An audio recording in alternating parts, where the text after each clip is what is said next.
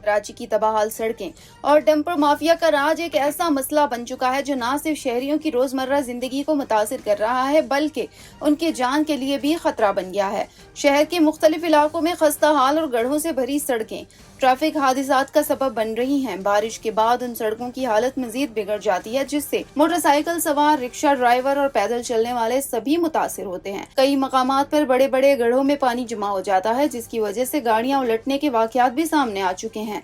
इस सूरत हाल को मजीद खतरनाक बनाने में डंपर माफिया का किरदार भी नुमाया है। शहर की अहम शाहराहों और रहायशी इलाकों में बगैर किसी हिफाजती इकदाम के डंपर और भारी मशीनरी चलाई जा रही है।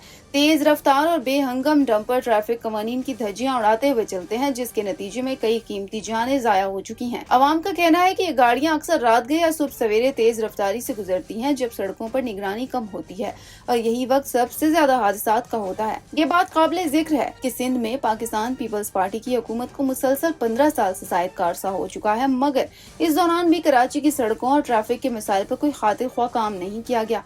मरम्मती मंसूबे कागजों और ऐलानात तक महदूद है और अमली सूरत हाल बद से बदतर होती जा रही है। ट्रैफिक पुलिस और इंतजामिया डंपर माफिया के खिलाफ किसी बड़ी कार्रवाई से गुरेजा नजर आती है। बाद शहरियों का इल्जाम है कि ये माफिया सियासी सरपरस्ती में काम करता है जिसकी वजह से उनके खिलाफ कार्रवाई मुश्किल हो जाती है।